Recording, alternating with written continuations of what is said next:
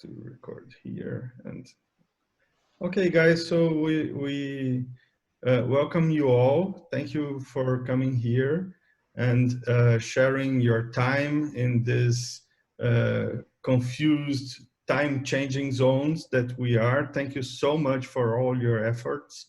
And it's a pleasure to see new faces as long as very good brothers in yoga, which I've met in Japan.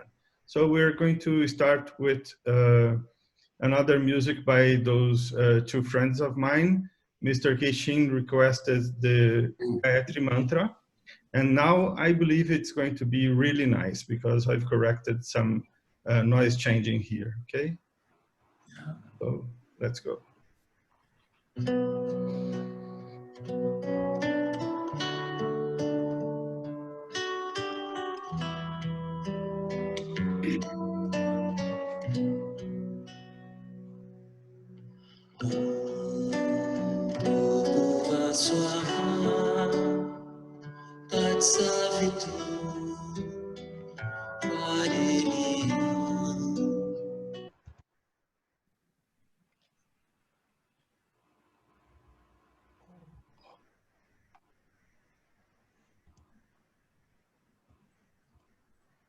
You must come off mute for us to hear. Sorry.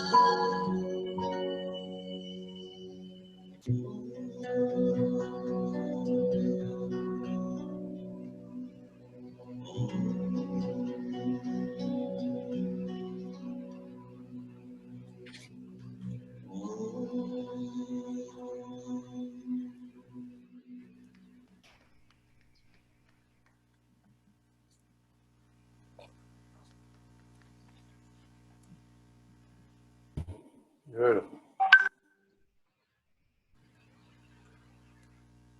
Namaste, friends.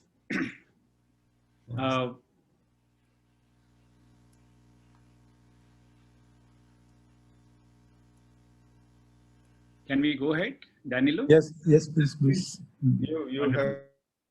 You have the lead now, please. Yeah. Good morning, good afternoon, good evening, and to some of our friends, good night. But we will be keeping you awake for next another 1.5 to 1 hour 45 minutes or so in this beautiful international conference organized by Danilo and team in Brazil But we are not feeling that the conference is being organized in Brazil. Danilo, thank you a lot. Thank you very much. You have connected each one of us. So the whole world, though it is tougher times, we are all so well connected. And the reason is very well known to us, yoga, which brings everybody together. That's the union, that's the kind of bringing together act which is being done. Today, this is the second meeting which we are going to have, mainly focusing our whole activities and our whole discussions on bringing the kind of assessment tools, assessment approaches, and various methodologies which we need to bring in, understanding yoga, yoga therapy, converting yoga, yoga therapy into an evidence-based science, and also taking it forward by integrating yoga with various other systems of medicine for better benefits to be derived from each and every individual in the world to make it Vasudhaiva Kutumbakam. The first speaker for today, the keynote will be delivered by one of the most humble yet highly a great yogi who has achieved all the feats, but remains most humble yogi, none other than our Keishin Kimuraji. So Kimuraji is the president of Japan Yoga Niketan, president of Asian Yoga Therapy Association. He's also the president of Japan Yoga Therapy Society. He is a member of expert committee, World Health Organization for benchmark document on standards in yoga training. He is the visiting professor of S. Vyasa University. He is also the visionary behind the global consortium of yoga therapy, which has brought all of us together today. Kimuraji has graduated from Tokyo University of Education in 1969 and founded his Yoga Niketan in Tokyo in 1981, around the time when he was learning yoga in Rishikesh, India. His yoga sadhana has started under the able guidance of Yogacharya Swami Yogeshwarananda Saraswati Maharaj, the founder of Yoga Niketan Rishikesh, with the sole purpose of spreading yoga vidya and spirituality in the world. Kimuraji, who has authored many books on yoga, had translated Science of Soul in 1983. He also has authored Yoga Therapy Theory, Modern Methods Based on Traditional Teachings of Human Structure and Function. He believes in Patanjali's Raja Yoga as the supreme method and Upanishads as the source of ultimate knowledge. Lived like a Raja Yoga Acharya who made traditional wisdom, yogic wisdom, accessible in Japan and hopes to contribute internationally to yoga therapy's development through his books and teachings. He has the distinction of winning the most respectful award from the Prime Minister of India in the year 2019, which comes under an international category of recognizing yoga institutions across the world once a year during the International Day of Yoga. And Kimuraji was the most chosen person and the institution, Japan Yoga Niketan, for this prestigious of Government of India.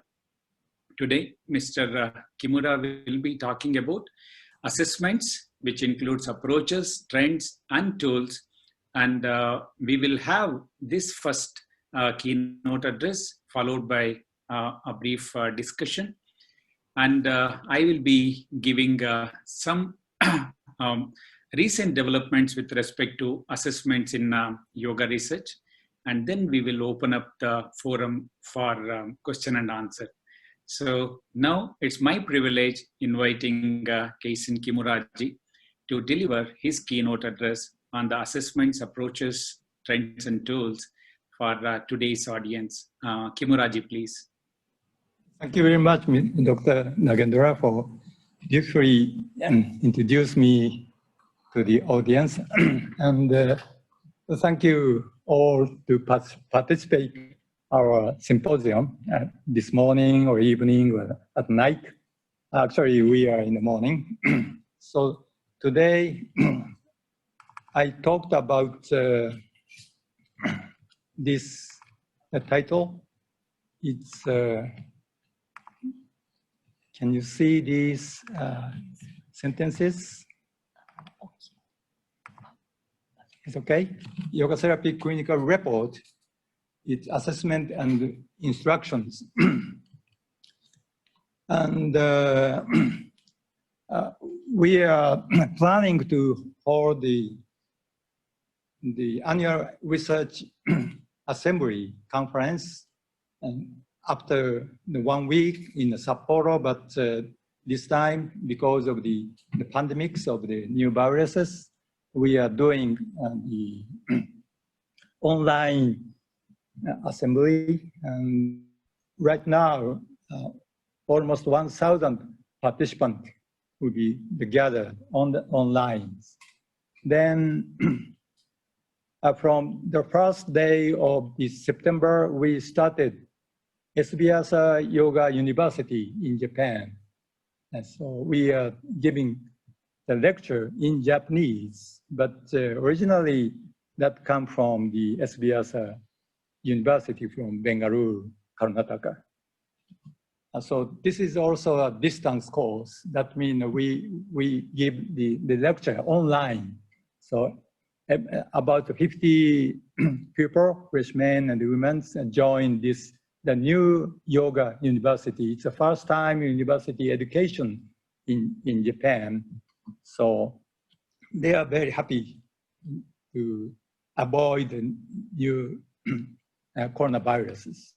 So this activities now, and this is written in Japanese, but it's something like an advertisement of the correcting the student for the bachelor course. And after 3 years bachelor course, we prepared the 2 years master course and the 3 years more professor PhD course. Originally come from the SBIASA Prashanti campus. So Manjunath is right side, end of the right side, and we are exchange the MOU between Dr. Nagendran and us. That one was in November or December last years. Then this is a photo of the WHO meeting for making the benchmark for training yoga, which was held in the Delhi between 26 and 28 February last year. So we are lucky. If they plan to have this one this year, we have to cancel, but we have done this one. And Lisa is now correcting some draft of the benchmark of for training yoga on the desk. And you can see the John Kepner and the Vyas from the Sri Lanka. And the next slide is just a minute. And just last month, we received the second draft from the Geneva, Switzerland, and they said, we have not shown the draft to other people, but now we are all the yoga therapist professionals. So I think it is okay to show some point which the WHO showed us. The first point is accurate and comprehensive clinical record keeping, and development of the critical thinking in decision making. So this one already we have done. We are doing this one. keeping some record of the how and what we instructed the student or clinic. And also we ask each yoga therapist to declare the why they selected such a technique of the yoga therapy for specific student or client. So this is the first one, which WHO mentioned in the second draft. Probably this second draft will become the formal benchmark for training yoga. So I hope they will deliver all the countries from the Geneva this month. So we started already to translate these English into our Japanese language. About this one, this is a case report of the panic disorder and the irritable bowel syndrome women. Later, I will show you how to assess and how to instruct this woman and how to change her health condition to become normal. So then the second one, which WHO showed us, is the ability to critique clinical literature on yoga therapy, including clinical guideline and select appropriate yogic practice and their modification as a therapy. And the next one is the methodology of the modern concept of counseling skill and also yogic way of counseling. From the ancient time, we can say 5,000 years back, all the time in the Himalaya and Tibet, they have like this counseling skill in the yoga field because the newcomers, new disciples arrived the guru's cave or guru's hut. The guru started to conduct some counseling, collecting some information from the newcomers, from new disciples. Otherwise, they cannot teach the new disciples. So in between guru and the shisha's disciple, there was such a counseling technique from the ancient time in the yoga traditions. So in my case also, when I met him, my guru, at the first time, that time was the winter time. So he came down to the Rishikesh, foot of the Himalaya. So I met him and he asked me, why you came here? What's the purpose you stay here? So what the aim of my, practicing yoga? So I told him that my aim is to reach the final mental state of the mind. So he said, yes, okay, I understand, I accept you. And sometimes he rejected to accept the newcomers. So that one is really sad. Even if the guy from America or Europe, they are told from my guru, go back again to the home and do this something, then come back again. But in my case, I was lucky, so I accepted after I declared my aim of the exercise yoga. So like this, there was a counseling skill in yoga field. So during my new coronavirus vacations, about 6 months, I wrote one Indian 5,000 psychotherapy the guidebook in Japanese. Now, the Madoka is now translating into English. So probably within this year, you can buy my new psychotherapy of the yoga tradition through the Amazon.com. So please read that one. Then next one, so this is a PubMed site. Yeah, you sometimes see this one. Just the changes of the numbers of the research, the paper.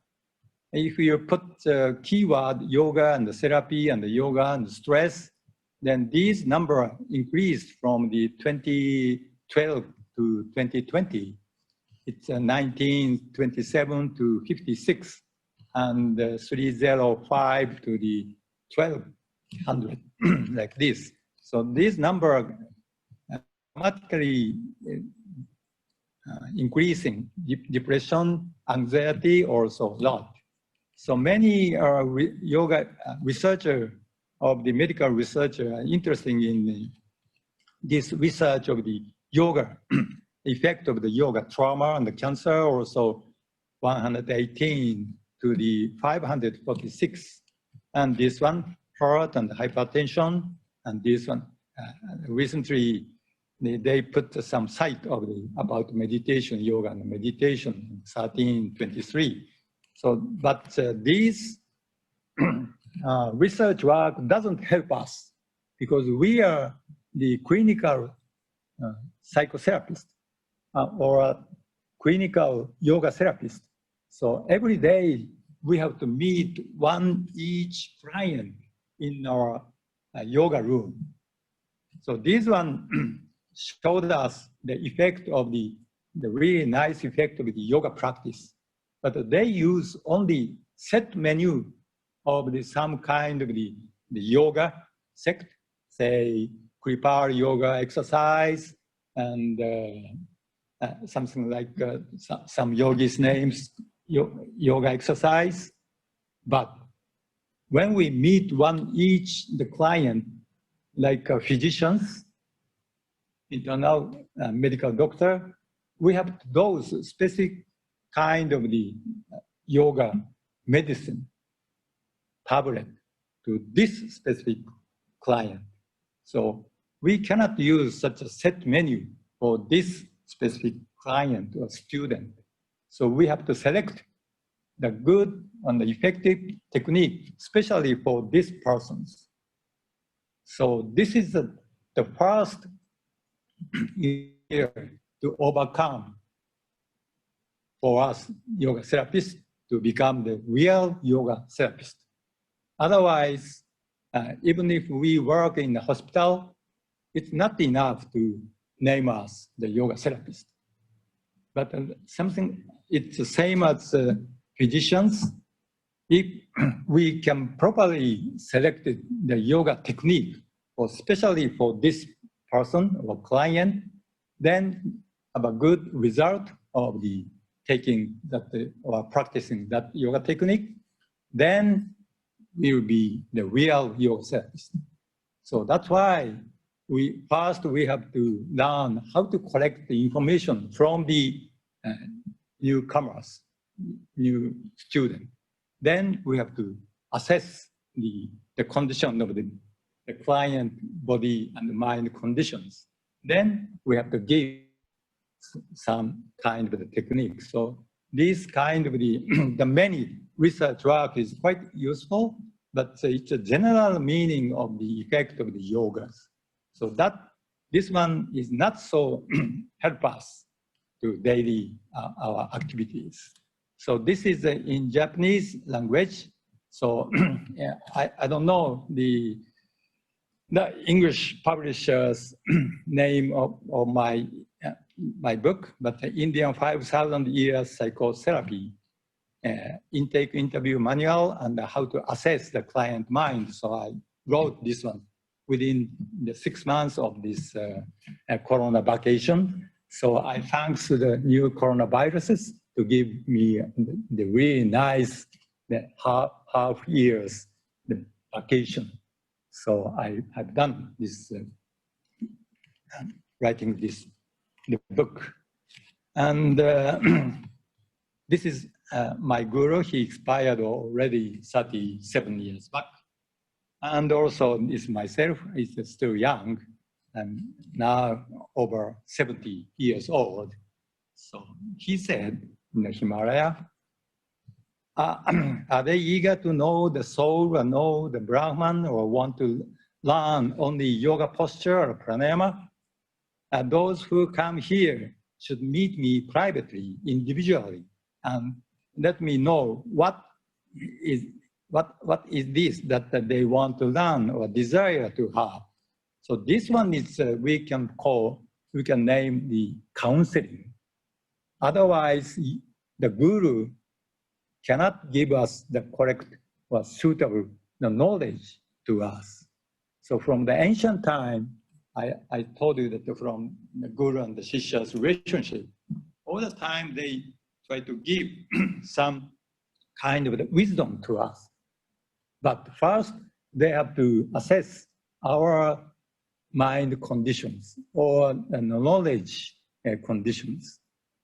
Otherwise, they cannot give us a suitable knowledge or the wisdoms.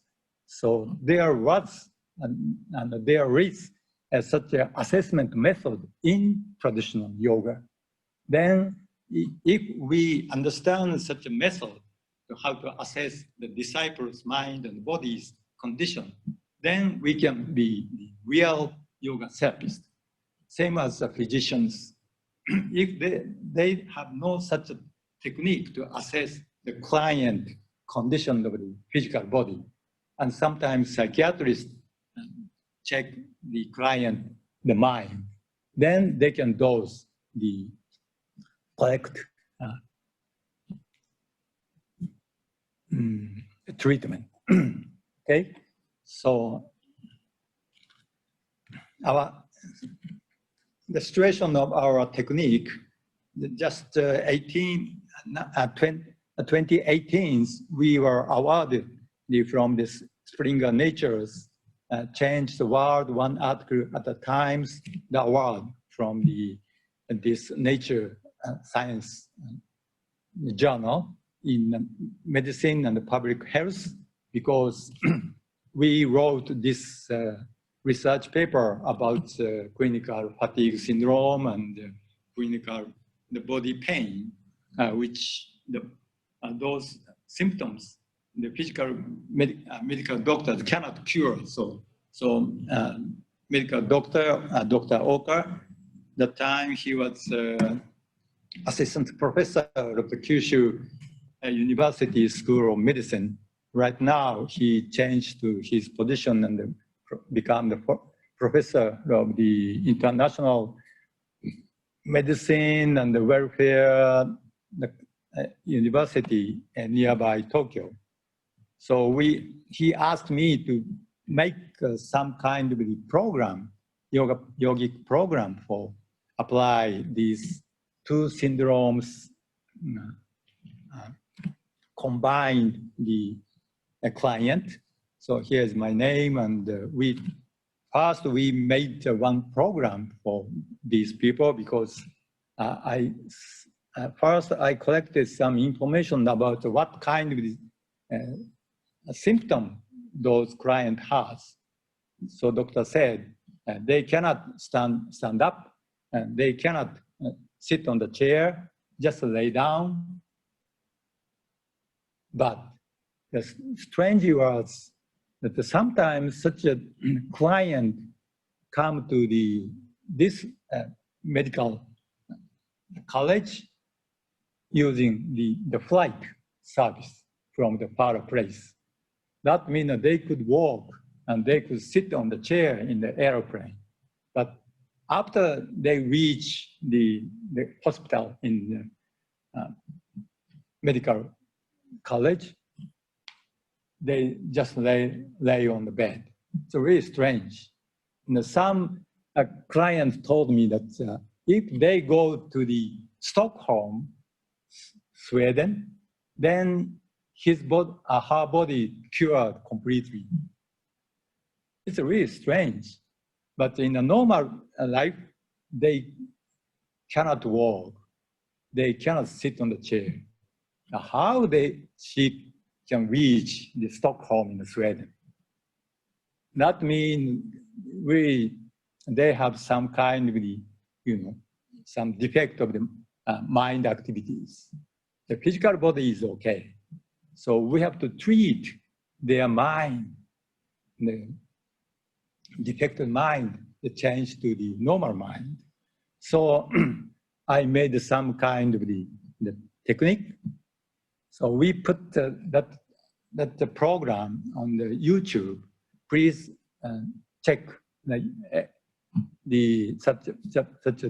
movies in YouTube. you can see that one, because what we are doing is we just make some kind of the yoga technique and as a yoga therapy and make it to the public, open for the public.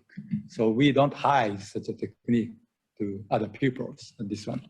So nature gave us this one. And also, the Dr. Oka checked the changes of the frontal cortex, change of the frontal cortex, and he found that this volume of this yellow part, the volume increased. I don't know the meaning of this increase of and this cell of the brain, but he said sometimes depressed people will shrink this yellow part. So this one, it's activate the brain or some kind of a stimulation from the yoga therapy technique. So, but in the case of the medical treatment, I heard that they product really the big machines, so stimulate these parts from the magnet waves, magnet. But that price is really, expensive for one treatment. So just think about yoga therapy, the practice. It's nothing, it's free. So medical doctor is happy to build such a big machine and get some kind of the treatment fee, but the client, they are not so happy to pay such a money. And the practicing yoga technique is better. It's free. After they memorize all those techniques, they can do on their bed. So, and the many thank you letter reach, the email letter, it reached Dr. Oka's site. So this one. So this Dr. Oka is here sitting, and all the yoga therapy seminars for educate yoga therapists to become the professional of this chronic fatigue syndrome and this disease, the patient. So they looks quite happy. Then again, I just show you that our degree of our yoga therapy techniques. Last year, 2019, September, almost 1 year back, there was a 25th World Psychosomatic Medical Conference in Florence University School of Medicine here. And we joined this conference because our advisor, Dr. Kubo, is once the president of this International Psychosomatic Medical Society. So we all the time cooperate with him, and he arranged one yoga session, yoga therapy session. And Dr. Kubo and Ms. Hanke here, Arion and me, and we talked about the effect of the yoga therapy here in Florence University School of Medicine Hospital. So in this conference, one of our members, Dr. Nosaka, she got the best poster award. Actually, 188 posters are presented in this conference, but she get such an award from within the poster, and her presentation was a single session of the integrated yoga program as a stress management education for school staff employees. This one is a school teachers, the effect of practicing by themselves on the daily practitioners versus non-daily practitioners.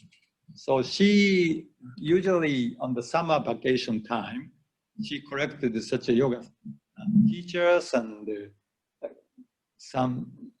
give some lessons to the school teachers in the primary school and the junior high schools teachers, because their situation is really bad, because sometimes the school's children's parent is, we call something like a monster, the parent. They complain a lot and stimulate, yoga, school teachers. So they are all the time under the quite severe stress conditions. So for many years, she gave such the program, yoga therapy program for school teachers. And finally, she found that if the school teacher practice every day in their home, or only sometimes or not, the effect is really different. So we know the practicing yoga exercise, like this one, the effect continue only 2 days, 1 day or 2 days. After 3 days later, the effect will disappear. So what we have to tell them is we have to tell the client every day, like a medicine from the physicians, you have to take such a medicine, yoga technique to their bodies. So everyday practice is quite important to get effective the symptom of the curing the disease. And so we just come back to the benchmark for training yoga on the second draft. They said safety measure while applying yoga practice for the purpose of therapy in different health conditions, and also ethics to be followed during yoga practice, and relevant medical legal aspect, including professional conduct is expected of the healthcare professionals. So they require the health, ethical code. So this is what we are doing, collecting some news of the adverse event report in our yoga society. So I just yesterday, I translated all these Japanese language into the English. But if the yoga therapist made an accident in their yoga studio, or when they teach something in online or so, they have to report. They have to fill up all these the form and send to us by email. And we collected many such accident reports. And only yoga therapists, Japanese yoga therapists can open such a site and check such an accident report. This is, you cannot read this one, and the homepage of a certified yoga therapist, the homepage. And here, here is the adverse event site and the insurance claim case. So this one is a case number 1 to the many here. And my self-report is in this, the list 2 or 3. Even if we are very careful to teach something, the yoga therapy technique, still the condition of the client was not so good. Then sometimes they have the dizziness or just fall down on the floor. So in that case, we have to report to our office of the Japan Yoga Therapy Societies. Then we collect such information and put them into this site homepage. Then every yoga therapist can see this one. After reading this one, they can prevent the same accident under the same situations.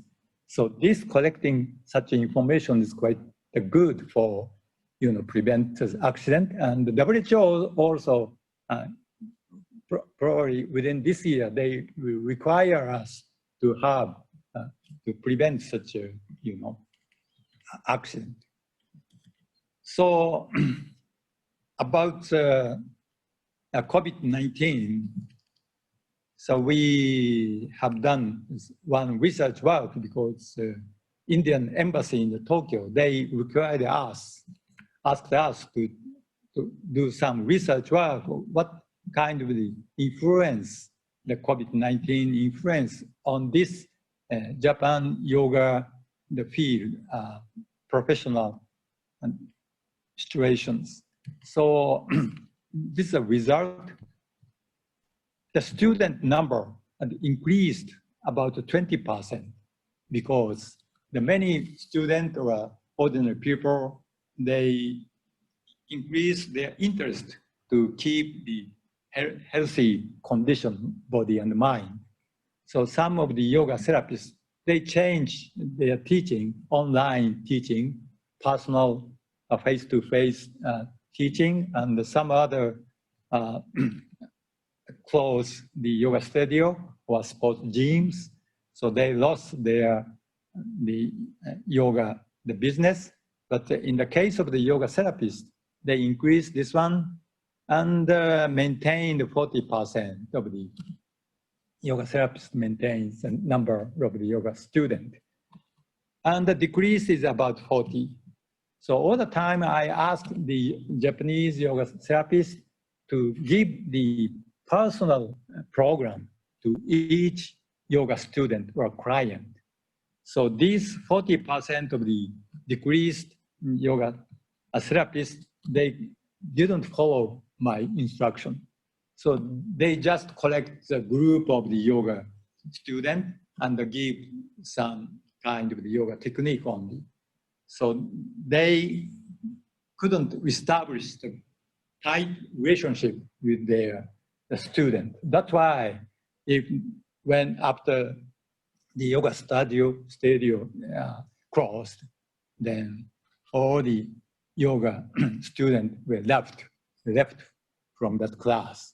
They never came back. But it's the same as the physicians. The physician have the specific condition of the client, the body and mind conditions. So in the same as the yoga therapist, they establish a tight relationship with the therapist and the student. So they never reduce the number of the student. And also, second, yoga therapists felt their interest in yoga therapy increased, of course. And number three is yoga therapists recognize yoga therapy is effective on innate immunity and stress management. So this one also we have done the one research work about 20 years back. And so this is the graph of the did not change and slightly increased, this one.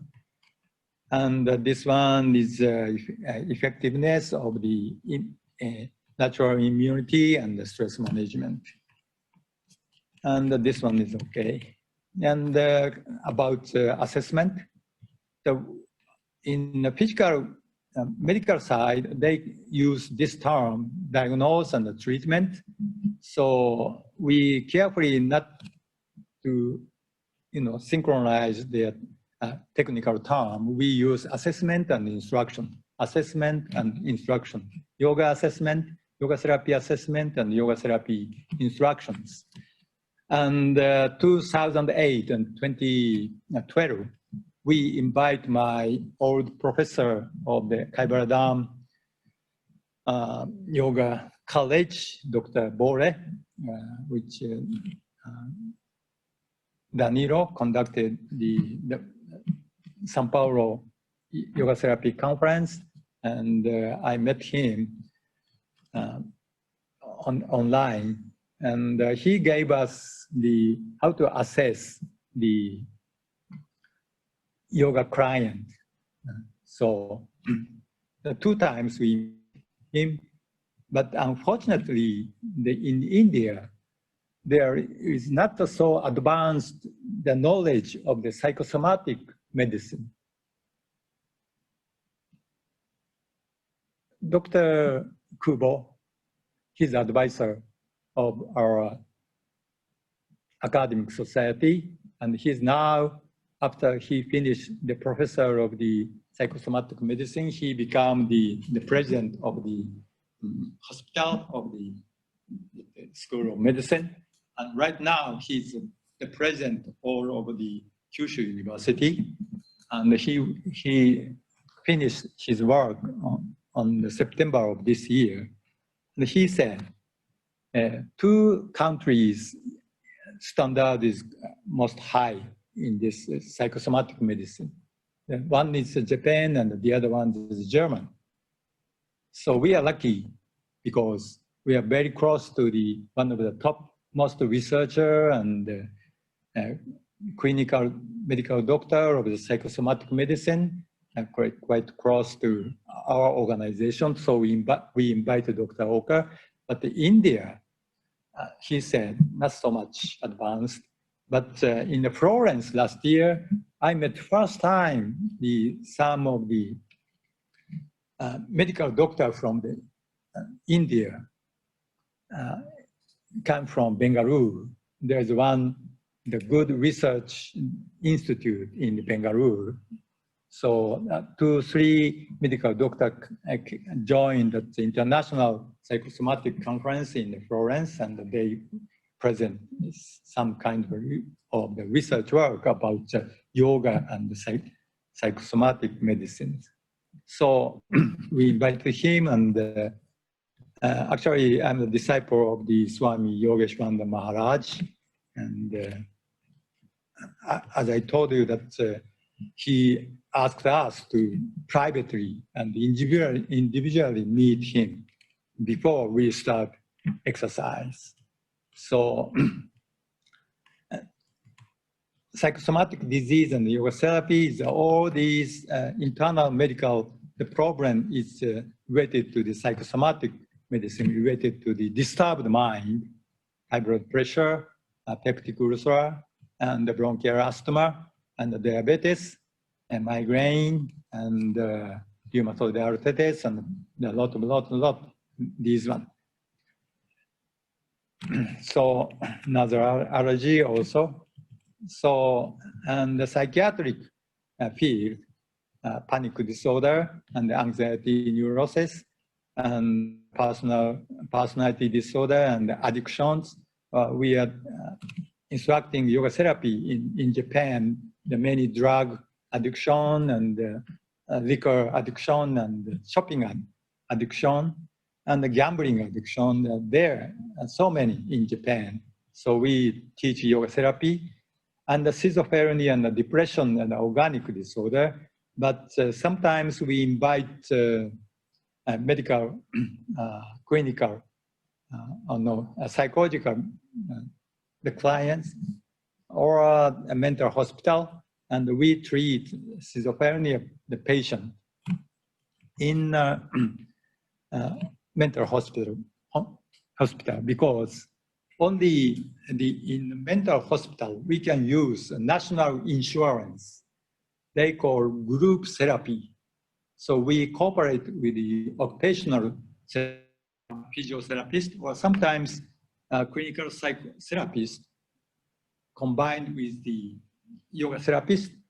Then we instruct the yoga therapy technique to the schizophrenia patient or depressed patient or sometimes addiction patient in the mental clinic.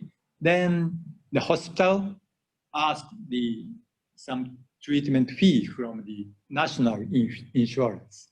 So yoga therapists get some kind of not so big money, but from the hospital, so through the national insurance. So in those psychosomatic disease and psychiatric program, especially functional disorder, and all that client has quite a strong, severe stressful conditions. So what is the fundamental cause of the psychosomatic disease? The disturbed mind causes stress-related illnesses. What's the cause of the disturbed mind? A stressful situation. Why are they under stress? Because we feel the event is stressful. But I said I write to we, but some of the people feel the stressful, but rest of the people never feel the stress. So why do we feel the event as a stressful? Then we have done this research work because we got a little big the grant from our central government, Japanese government, and we conducted 3 years research, the work, and we collected a healthy group and unhealthy group and a patient group.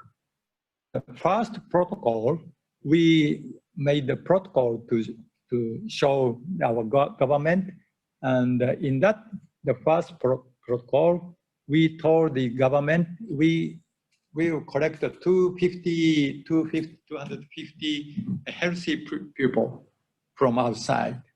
Then another 250 not healthy people to join this research, the work. But after 3 years, healthy people came to all the yoga therapists, the school, studio, only 72, quite less.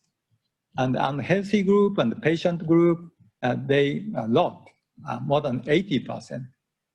Actually, this is 72, but half of this 72, it's it's something like the fake healthy groups. Because too small this number. So Dr. Walker asked us to collect a little more healthy the people to join this research, the work. So we collected about 30. So we can say that almost all the over 90% of the new students from outside to the yoga school, a yoga studio, are not healthy. This is not only in Japan, but America and Europe and all over the world. If you have the yoga class, only not healthy people join that yoga class. So that is a motivation to promote their health. So symptom of the unhealthy group is this is not those people have not their own name of the disease, but the symptom is a feeling of fatigue, shoulder stiffness, backache, and the sensitivity to cold, headache, hard to sleep, tired eye and pain, and there are many people have that, like this eye trouble because we see the many a long time in the tablet and the computer during these coronaviruses. So this one, shoulder stiffness and breathlessness and menstrual pain. And the patient group, they have the name of the disease, high blood pressure, low back pain, autonomic imbalance, and menopause, and depression, cancer, bronchial asthma, diabetes mellitus, and the stomach, quite less, but these one, all these diseases belong to the psychosomatic illnesses, which medical doctors treat from the root of that disease. Only what they can do is symptomatically, they can treat, disappear the symptoms. But again, the cause of the trouble disturb the mind. Then again, they will make stomach ulcer and also high blood pressure. So all the time, my son is a medical doctor, so I'm a father. Father is much stronger than medical doctors. So, and my wife is a clinical psychologist. So ancient psychology from the India is a much more older than modern psychology of the Freud and the Jung and the professionals. So we use only isometric exercise, breathing exercise. These are mostly this one. So this one quite easy, but we developed this one quite easy one. I know the Himalayan and the Tibetan traditional yoga because I followed my guru for 10 years in Himalaya. And we used to go to the Tibet, and nearly 5,000 meters above sea level, we practice traditional yoga. So I myself understand what the traditional yoga is, but that one is quite hard to introduce the ordinary unhealthy people. So we developed this one, and this one is quite effective. Look at this number. We make like this questionnaire: was yoga good for promotion and maintain health? Healthy group, very good and good. It's plus more than 90% of the people are quite satisfied, and was the promotion and maintenance health, and the unhealthy group, very good and good. This one also, this one is really unbelievable. 99.2% of the unhealthy group are satisfied. So this one is really effective. We didn't expect, but surprised. And the patient group also very good and good effect. 63.2 and 32.6, 95.8% are they satisfied. And about the symptom and the treatment, unhealthy group, it's this one over 90, and also the patient group is nearly 90%. So when we use the traditional yoga and apply to the make it easy and not lose the essence of the traditional yoga practice, that means we strengthen our muscle and strengthen our lungs and the heart. This is the essence of the physical exercise of the traditional yoga. And plus, when we do some isometric exercise like this one, then all the time our mind concentrate or draw back to inside our bodies. This, Dr. John Kabat-Zinn make the term mindfulness, and that one mindfulness comes from ancient time, from the tradition of the traditional yoga. So all the time in the Himalaya and the Tibet, they practice asana and pranayama alone, never make a group. They practice their own practice in the cave alone, single. I never saw that yogi make a line and make a group, and the guru instruct some kind of the yoga practice, asanas, and I never saw that like that. I never saw that the guru adjust the body. No, the guru never tell them some kind of the sequence of the yogas, asanas, never. All the time, yogi practice alone the yoga, asana, and pranayama, and of course, meditation also. But when we meet our gurus with three, four students, we practice together and instruct and give some instruction, and we receive such an instruction and memorize all those instructions. And after that, so many years we practice, we continue such a practice alone, never gather together. This is the traditional yoga practice. So what time we have to finish? At 40. Okay. So I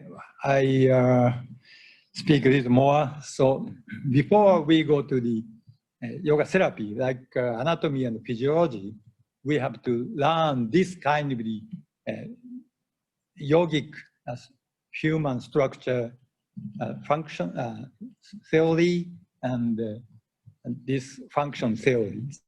This 5-layer theory comes from the Taittiriya Upanishad, and this carriage theory from the Katha Upanishad and the Bhagavad Gita, quite famous, probably you know very well.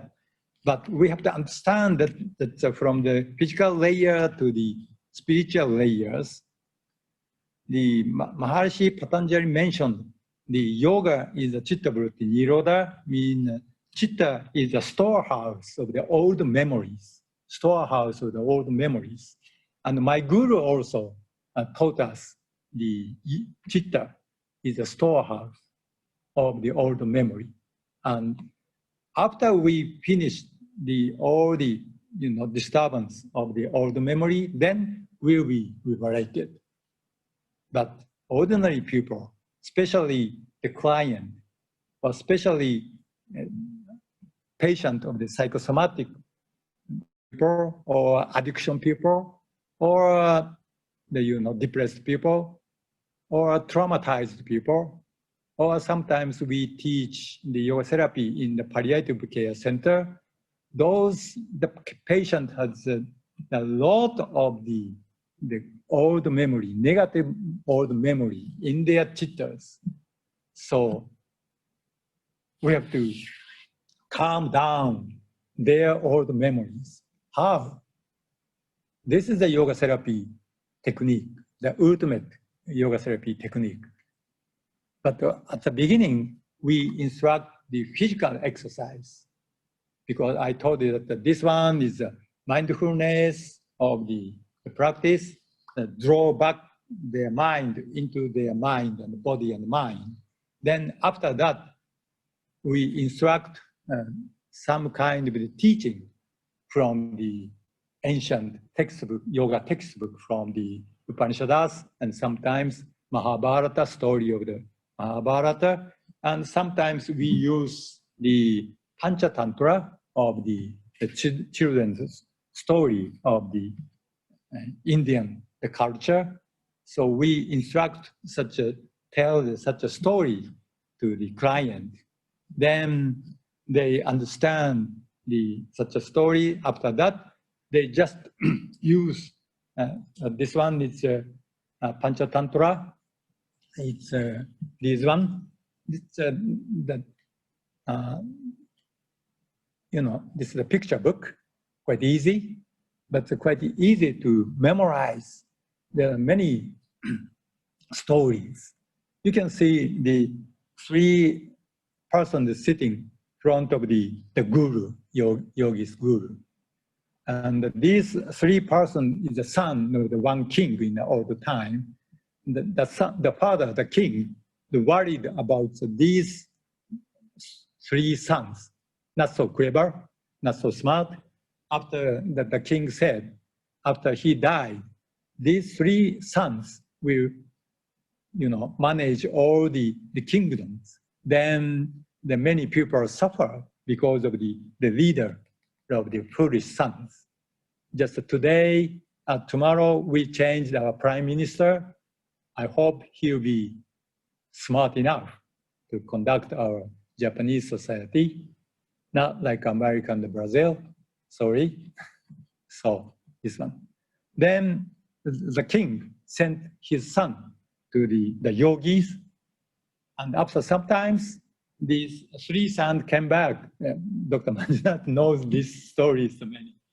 So we come back to the kingdom and become the really nice characters. Then king father asked these yogis, what kind of the education you gave my son? Then he said, every day 1 story, this one story to tell the 3 sons. Then after that, so this one is this story is something like an educational story to elevate the character of the persons. So we use this one. There are about around 50 or 60 stories. So we publish this one, then give it to the yoga therapist to use this one. So when we memorize some teaching, the image of that story is quite strong to tell to the students. So this one. So this one, and there are, we classify the 6 stages in the yoga therapy. So stage 1 is intake interview. Intake interview, to obtain a client-informed consent. And after intake interview, we obtained informed consent. Otherwise, we should not teach the yoga therapy technique. It's the same as physicians.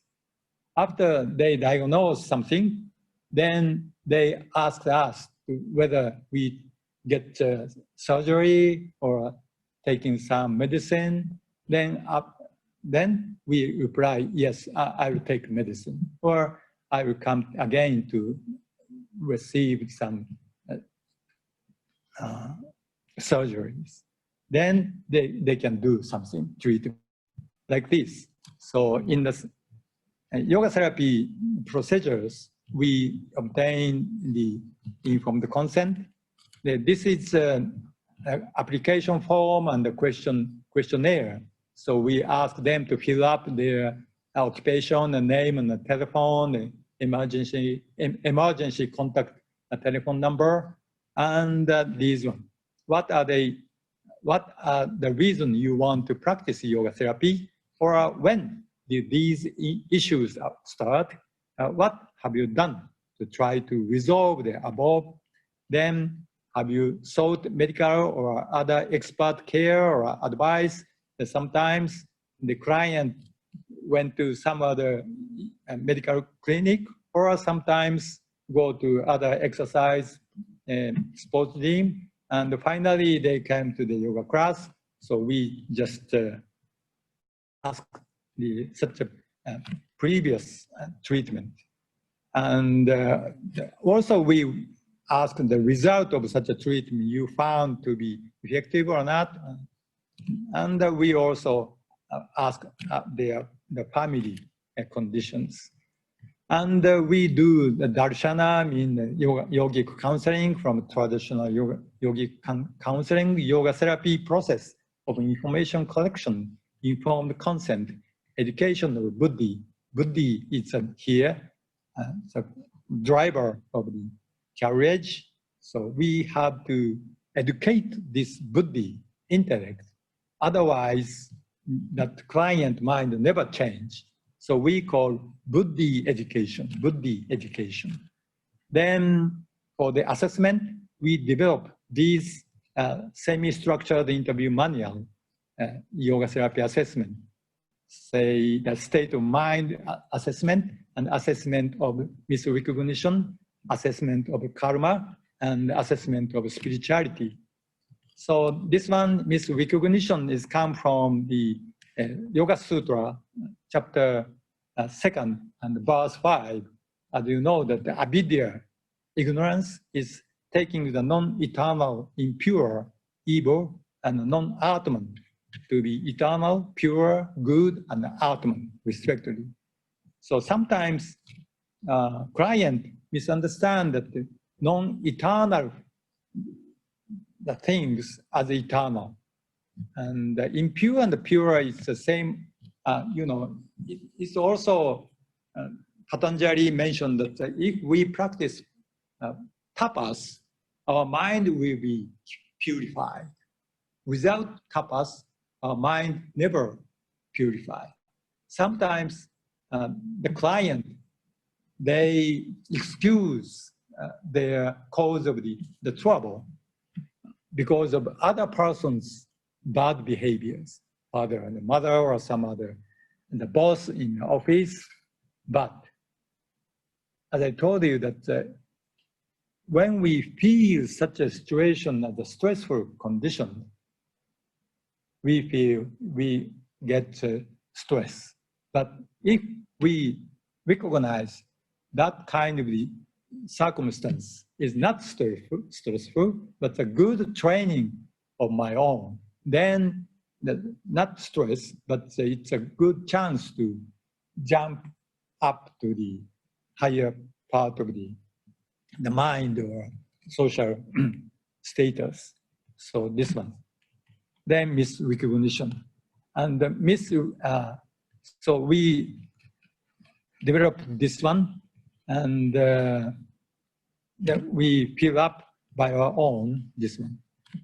So we are planning to educate this one in all over the world. And so, so we founded the Yoga Niketan USA in Arizona. So Masayo-san is the president of the Yoga Niketan USA. So we start to use this one in the USA. And also meditation. There are many kinds of meditation. We can say 1,000 kinds of meditation, but traditionally, Brihadaranyaka Upanishad mentioned about this kind of the 4 stages of meditation.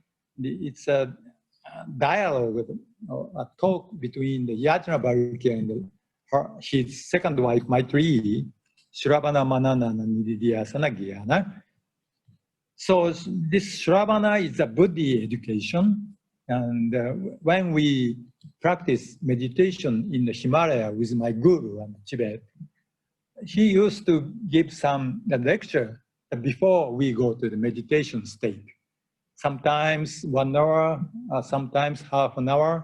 Then after that, we start meditation. That is the Shravana. That is the traditional method of the guiding the disciple. So when we meditate, close our eyes, it's we call manana meditation. Contemplation, think of the meaning of the teaching of the gurus. And after finishing the meditation in a daily life, they call nididhyasana, deep meditation, but in a daily life, repeat again and again, we think about such a teaching of the gurus. So this is the nididhyasana. And if we are lucky, we realize some reality they call jnana, jnana. And my guru gave me the name, yogic name, Jnana Yogi. I still try to reach the real jnana, but the jnana is the final point of the ultimate wisdoms. So about 400 years back, Descartes and Galileo Galilei used this kind of the 4 stages in the material science. Hypothesis, experimentation, verification, and the discovery of the laws. So this is the same, but from the ancient time, they have like this stage of the practice for find the reality of this universe. So it's also a semi-structured interview manual and state of the mind. So this one also, you know, Yoga Sutra, first chapter, 30 verse, Maharishi Patanjali declared the 9 obstacles of our mind: disease, anger, doubt, carelessness, laziness, excessive indulgence, delusion, inability to attain higher levels, or instability. These 9 cause the disturbance of the mind and their obstacles.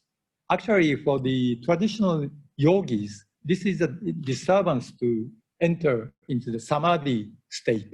But for the client in the yoga therapy, also this one is obstacles for get a steady mind, not samadhi, but a steady mind, or just escape from the stressful mind, stress conditions of this one.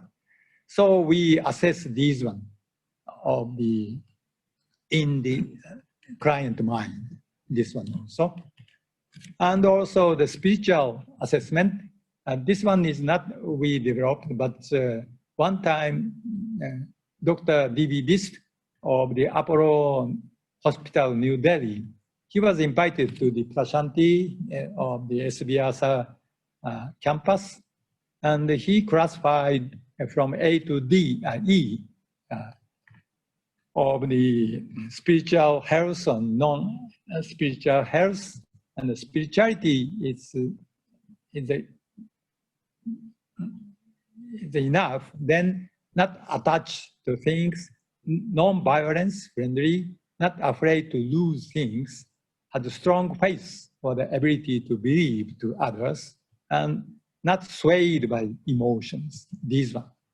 So in between this one and the healthy condition of the spirituality, we developed this assessment of the spirituality. So we call semi-structured interview manual of assessment of spirituality, AS. So we fill up this, the form, and we keep in our office. And sometimes we check the condition of the specific client spiritualities. And we want to show the case report, but now time is quite short. So I also wrote this little thin booklet during Corona vacation. And now this is written in Japanese, but now we are now translate into all the English one. So after some times I can show these one to you. So anyhow, we don't hide all our technique and all our assessment tool, but we want to make it show the public, and we want to elevate all this standard of the yoga therapist technique to the higher dimensions. So I think it's better to finish my talk, and I give some time to Dr. Arvid Manjunath, and please.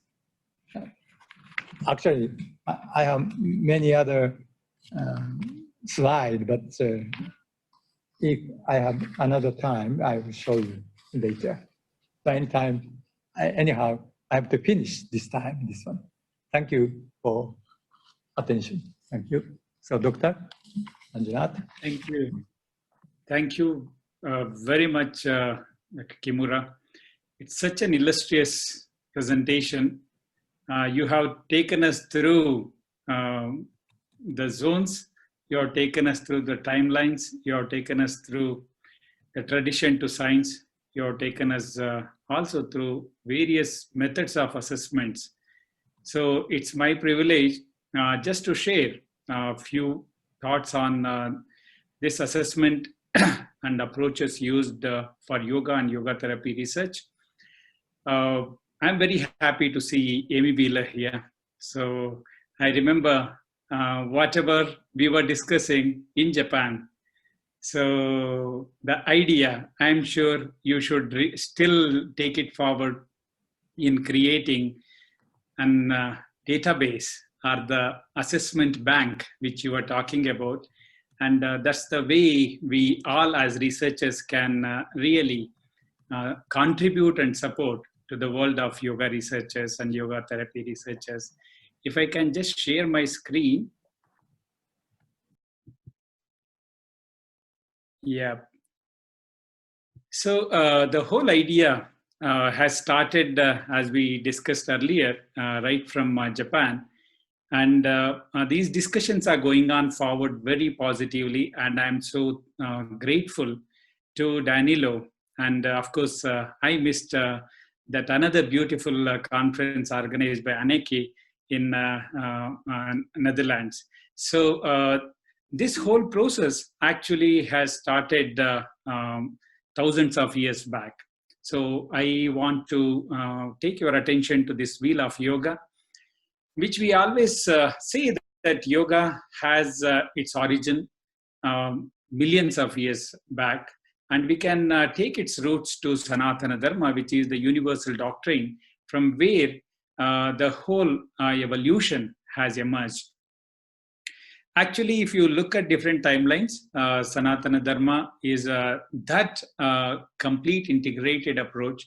And from there, if you look over a period of time, people started creating yoga as a separate discipline. It also emerged as a system of philosophy, darshana. That's what yoga has taken a shape of an integrated module by itself. Still, it was fine as long as yoga was all connected. And later, it has actually moved to becoming developing specialities within this discipline of yoga. That's why the schools of yoga have come, thoughts of yoga, and different segmentalization has taken place in yoga. That's why the specialities have emerged, be it somebody working exclusively on asanas or pranayama, meditation, kriyas, bandhas, or even other components like the intellectual path as Jnana Yoga, Raja Yoga, Bhakti Yoga, or Karma Yoga. So all this specialization has taken place as years passed. And now this is the era where yoga has actually been brought to more of a physical level, and a lot of importance has been given to physical postures, and yoga is in a way used synonymous with physical exercise, etc. But I'm so happy for this effort made to bring all those like-minded people together in the form of global consortium of yoga and yoga therapists.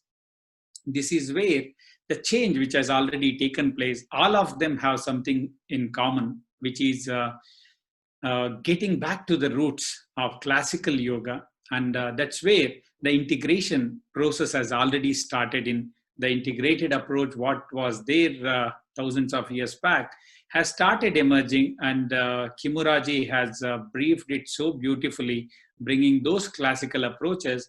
And the time probably is not too far away for us to get back to our roots of Sanatana Dharma.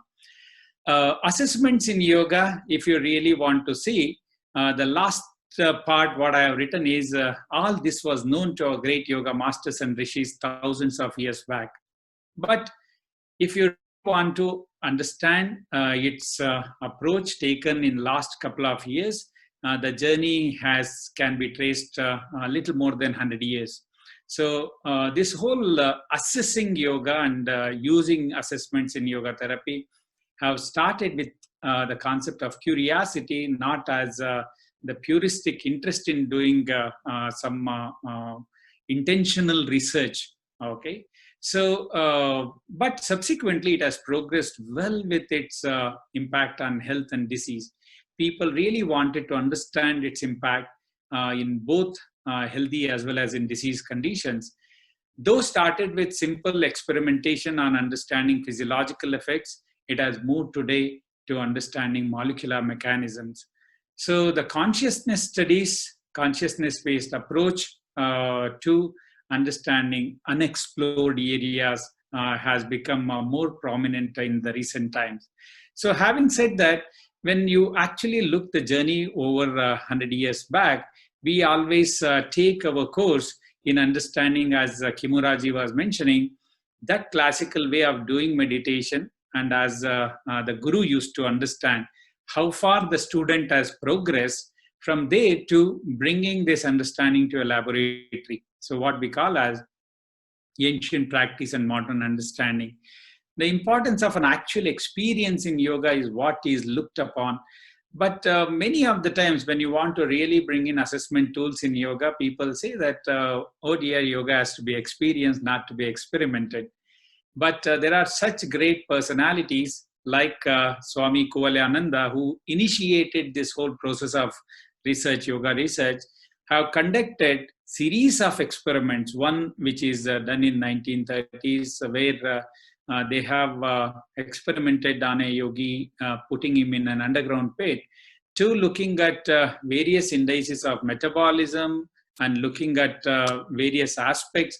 Swami Kuvalyananda, he has done experiments on himself, looking at Nauli and various other kriyas, and measured the changes, the radiographic changes using X-rays, etc. that time, to understand what happens to intra-abdominal pressure, etc. So that's the beauty of bringing science into understanding the yoga practices. So these are experiments conducted a little over 100 years. This is not limited to any one great yoga master or something. There are so many such people. Swami Rama is another example who gave such demonstrations. I remember This happened in our university in 1993 when he demonstrated within the thenar muscles of the palm, two different temperatures being recorded parallelly, and he could selectively increase or decrease any one of them. So that's the kind of voluntary control over involuntary function these great yogis had. Another important study demonstrated was by Ramanand Yogi. A range of yoga experts, were assembled, and great yoga researchers did this experiment to look what exactly happens when an individual is there in great Mahasamadhi. So this demonstrated that the physiological process can be brought to a vegetative state, and also you can bring it to almost stand still, much beyond hibernating stage.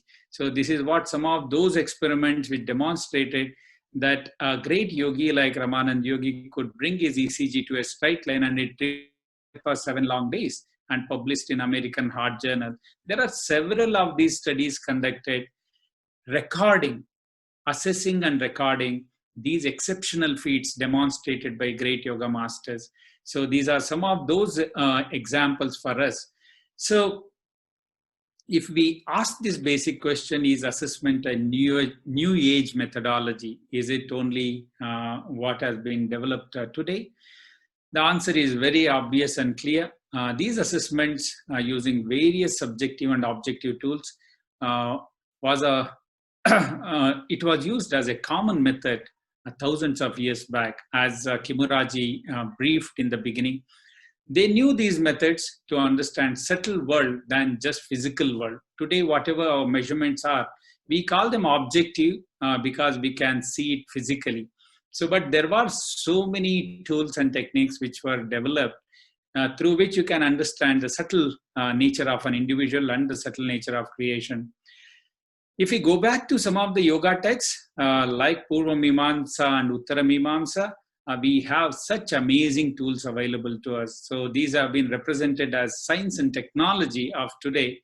And you have those theories in Purva Mimamsa, and the technology, the ritual part, how to actually see it in functioning in Uttara Mimamsa. So these assessment tools, I have just put it for today's discussion as two classifications, ancient methods and modern methods. So ancient methods, I am so happy that Kimuraji brought in so many aspects of this Guru Shishya Parampara. So there were such detailed methods available to understand the eligibility criteria for a teacher as well as to a student. We always worry about understanding the eligibility criteria of a student, because today there are so many schools which take students based on their performance in a previous examination. So they pick the best of the lot, and then they demonstrate that my school is the best. But these teachers are understanding that eligibility criteria just to fix them. So this is your beginning stage, and you have a long way to go because your eligibility is somewhere fitting down. Similarly, there are several assessing methods. Some of them have been detailed by Kimuraji already, converted as rating scales, like those using which you can assess the progress of an individual doing asanas, pranayama, pratyahara, dharana, and dhyana. And there are personalized ratings which were developed thousands of years back. One is based on gunas, personality types, because these are some common rating scales which we can use both in understanding the influence of yoga and the yoga sadhana and its relation to yoga sadhana, and also in yoga therapy. So gunas, talking about the personality type, also help us what kind of yoga practices can help an individual if you belong to tamasic, rajasic, or sattvic personality. There are so many guna questionnaires, and the simplest one is taken from Bhagavad Gita, Gita inventory, which has only 10 questions. But there are such extensive guna questionnaires which which has a little more than 80 to 100 questions. Body constitution is measured through Prakriti and once again doshas, which are classically used in Ayurveda-based assessments. So it comes very handy for all yoga and yoga therapists if we can really understand an individual's body constitution before we give yoga therapy to them. So one talking about the inherent body constitution, doshas talking about the principal systems functions which can help us to change our protocol for individual needs, both in disease and health. Agni is another very important component. Digestive fire is what is spoken of, but this is that ignition principle which helps us in all our activities, and right from digestive system, which is believed to be the root, but we can extend it to all other functions which we are interested in. Another important rating scale available is on nadis, and particularly taken from Swara Yoga. So here we look at the nasal patency, then which nostril is dominant and how do you manipulate these nostrils. Because we know the nasal cycle over 24-hour period is very well understood methodology for us to really use physiological changes accordingly. And the last but important is the way of assessing energy plexus and their interplay between them, the chakra actually. So there are questions asked, these are too subtle, can we really measure them, etc. There are some technological tools which have come today. The standardization of it is still under question. When you look at modern methods, how do we bring an understanding to these classical methods using the modern tools? We have these standard ways. Kimuraji briefed about lots of these questionnaires.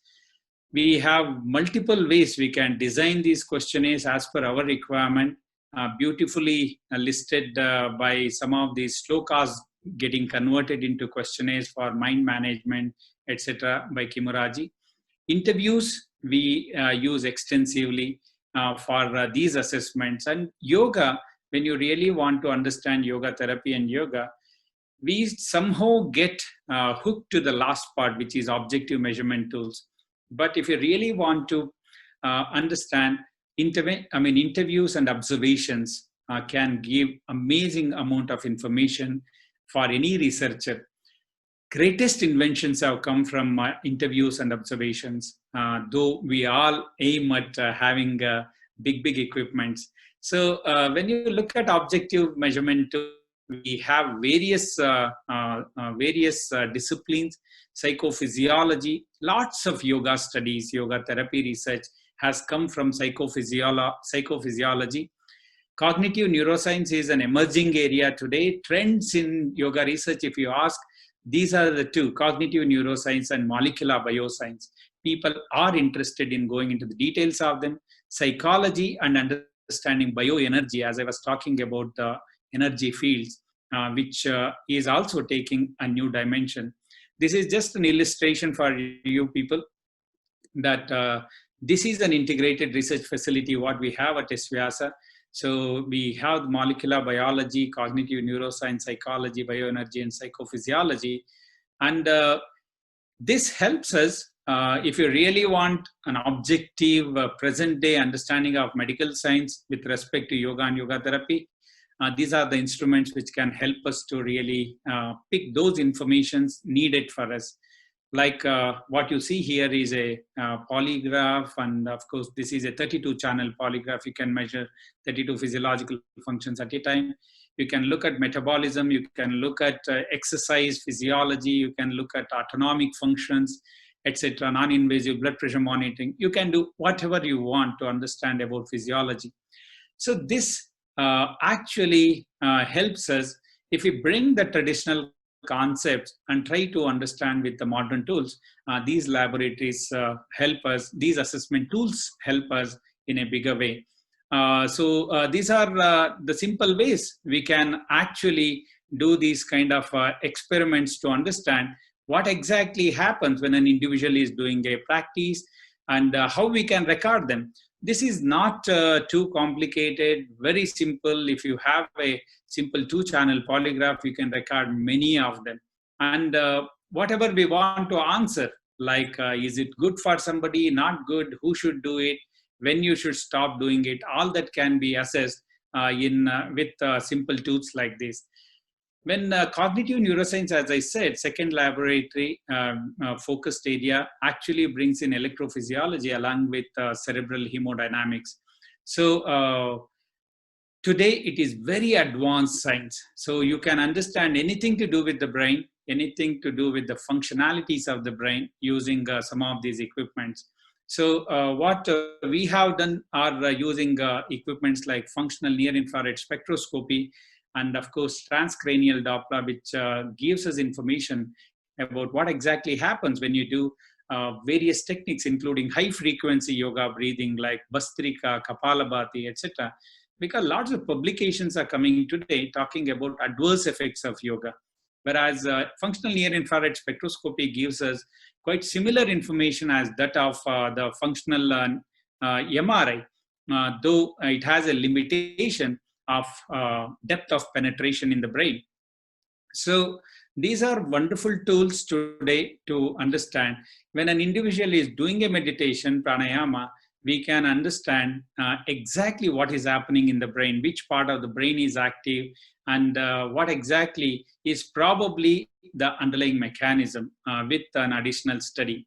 But as I mentioned, functional MRI helps us a lot to go into the depth of understanding of these neuroscience related questions.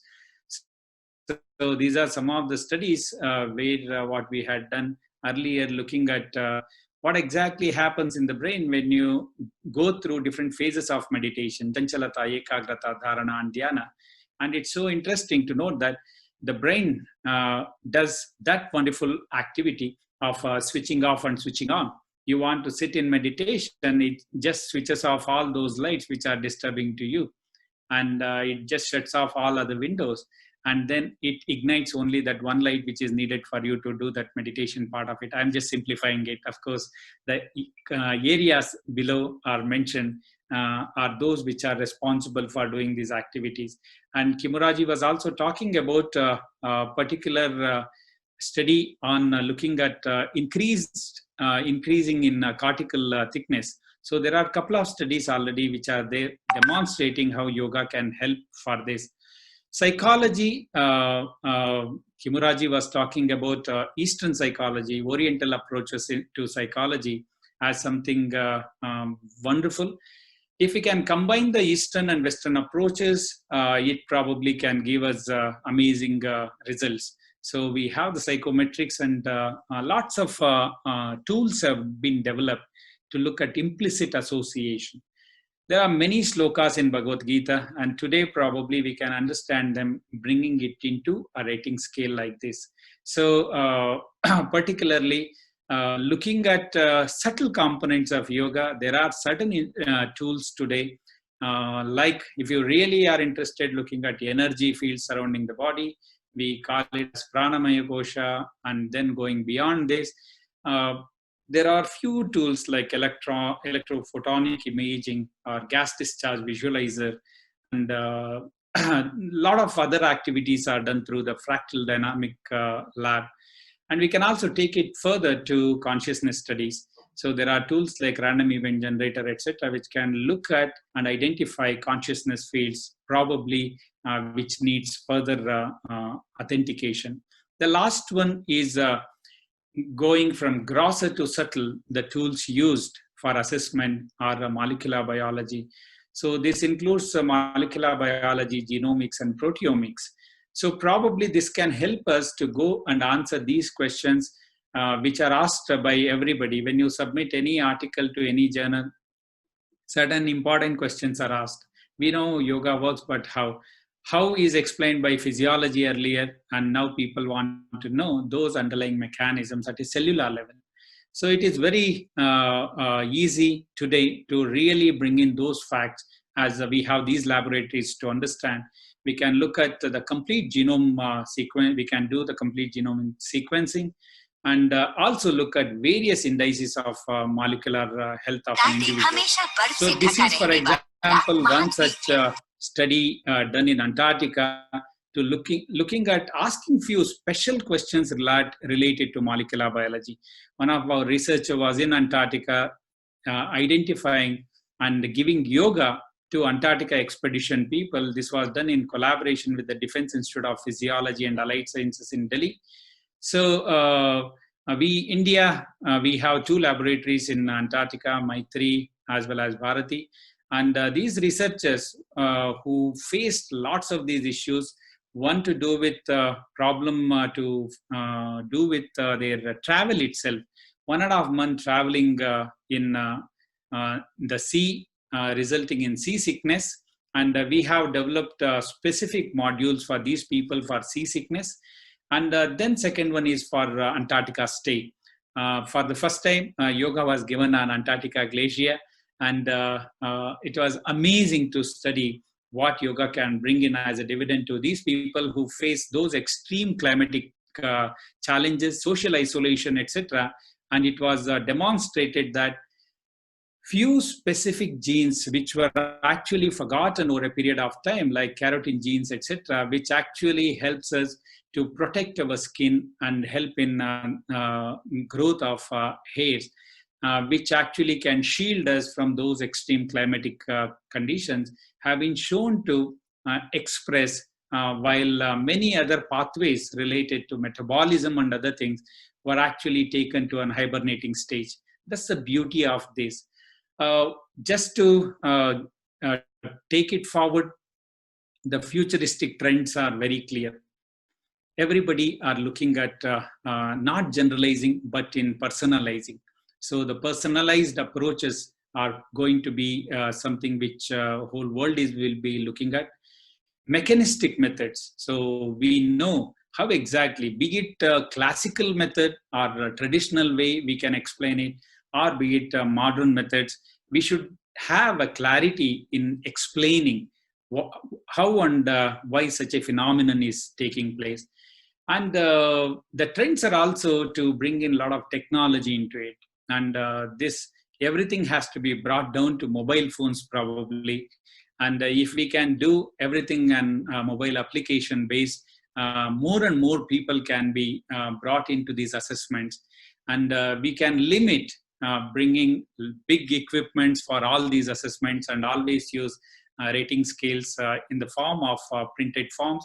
But it's very easy. Today, Google Forms have made life so easy. Similarly, yoga research can be brought under assessments, and everything has to be application oriented. So these are some of the commonly used tools like in disease management. Yoga therapists will be using many of these already, but some of them are exclusively related to yoga, while others are related to the modern medical approaches and disease management, like analog scales and rating scales, Likert scales, etc., which can measure pain, severity of disease, practice intensity, etc. Then disease-specific quality of life questionnaires are there, and we should use the most updated, latest ones. World Health Organization has a clear definition of which one to use. Similarly, every country has got its own selective quality of life questionnaires. And performance rating scales are needed very much, even not in healthy people, but also in patients, to understand how are they faring with our intervention. Mental health related standard questionnaires, which we all can use, like to anxiety, depression, stress, perseverative cognition, and mindfulness. And of course, lifestyle checklist and sleep rating questionnaire, etc. This is just a summary what Kimuraji has given earlier.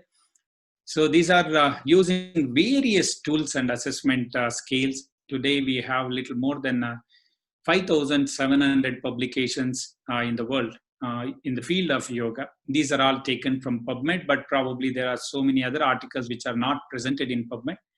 And I'm so happy to give this kind of an information that majority of studies and research work has come from meditation-based studies. So 60% of these publications come from there. and around 30% are coming from pranayama-based research, and 10% coming from asanas. So this doesn't mean that always these studies, whatever 5,700 we are talking, these are done in isolation. So there are good number of occasions this is integrated, and the results are based on integrated approach. You also have an idea from where this all research coming from. So big amount of contribution you can see from USA. So I'm very sure Amy to John Kepner to many others will be very happy for this contribution. But not far behind, India also has a lot of contribution. But more than anything, which big contributions are coming on, every country, I mean, I have this list for you, and it can go for next page also. There are so many, whether small or big countries, are today contributing to yoga therapy research and yoga research. So these are a number of publications in last couple of years. And if you look at yoga therapy, we have huge number of publications coming from NCDs. So looking at the beneficial effects of yoga in non-communicable diseases. And next, behind that is mental health. Don't be surprised. The chronic conditions like cancer and others are also increasing the publications in these areas today, and we have a long way to go. I'm very happy to state that little more than 10% of these publications, 5,700, have come from SVIASA, one university in India, which is little more than 600 publications have come from here. But this is not just limited to one institution or one group of researchers, but we have such wonderful contributions from people across the world, and collaborating research is what has resulted in these publications, which have come in amazing stuff, like in publications coming from Journal of Clinical Oncology to British Medical Journal to Nature to Lancet. That's where yoga research is moving. And at least I wanted to end by saying that India, it is not just a place where yoga has started. I mean, yoga life has started. And yoga research also has taken a shape from researchers in India. But we also have amazing contributions even today from various people promoting yoga research. And apart from many universities and others. So we have the first citizen of the country, Honorable President himself, giving a lot of motivational support to yoga research, who has visited these laboratories and shown a lot of interest in promoting this yoga, the science of yoga to it. Honorable Prime Minister of India, as all of you know, very, very lucky to have a person like him who has actually brought in yoga to the global platform in the form of proposing International Day of Yoga. And he used to visit this place little more than 30 years. And even recently, once the labs were set, he really wanted to understand the progress in yoga research. And he was at SVIASA and our Anveshana Research Laboratories. We work as a yoga neutral organization, yoga research organization. We work with most of the very well-known yoga schools in India. So like this is Sadhguru Jaggi Vasudev from Isha Yoga. We have done studies with Isha looking at sleep architecture in individuals of Isha meditators. We work with Art of Living Foundation, Sri Ravi Shankar Guruji, and lots of studies were conducted in collaboration. We also work with Patanjali Yogpith. Swami Ramdev has been an amazing promoter of yoga. Dr. Shirley Tellers, who actually established research laboratories in SVIASA, has also been responsible in establishing research laboratories in Patanjali Yoga Research Foundation. And Swami Ramdev is another example for promoting yoga research. And many people from across the world and premier medical institutions have been looking at the beneficial effects of yoga to take it forward. So let me end by saying that we have tools. And we have amazing assessment methods available to us, both in traditional forms as well as in modern forms. If we can take all of them in a holistic perspective and bring that integration and help us to go back to our roots, which is Sanatana Dharma, because we want to really see that history repeating, because that's what has been told in Sanatana Dharma, recognition of spiritual nature of man, wherever he is from, acceptance of every culture as an expression of eternal values, and man's obligation to respect and protect environment and all creatures, tame and wild, is that message what Sanatana Dharma has given us. And yoga is one tool which can take us back to those roots, whereby we all can live in a harmonious way, what we call it as Vasudhaiva Kutumbakam. So I stop here and I thank each one of you for this time, and particularly emphasizing on the fact that this group is something amazing. I should thank Mr. Kimura for bringing this idea of global consortium. So I open this for a very short discussion, because I know that we were to close by 8:50. Sorry, and Manjuna, I'm sorry. There's no point for no time. Danilo is telling something to us. Yes, we don't have time for discussion. We can't hear you, Danilo. You just spoke over the limit of time, 5 minutes, so we have time for no questions. I'm really sorry, but it's late night for many of us, and I'm thankful for you, Manjunath. Your exposition was perfect, but a little bit long. But anyway, it was necessary to cover the topics that you needed. Also, Mr. Keishing, thank you so much. Thank you, everybody. Good night. Yes, until late night or early morning, anyway. And I have to finish our session here. Thank you, Danilo. One small announcement I wanted to make, Danilo. Yes. So we were just discussing with Mr. Kimura, Mr. Mori, and others that wonderful. We have to thank you for organizing this global consortium meeting and bringing all people together. And we are very happy to propose the next global consortium meeting and a get together in India, if everybody are keen to come back to India after some time. And we have an international conference proposed in January 2022. And we have a lot of time. I am sure COVID will disappear by then. So this is just a proposal, and we can take this discussion forward to finalize once everybody are taking everybody's views on this. So I have to thank everyone for today's session, and particularly Danilo, and wishing a wonderful time and a great day, good night, good morning, and a great day across the day today. So thank you very much. Thanks, Mr. Kimura, for a wonderful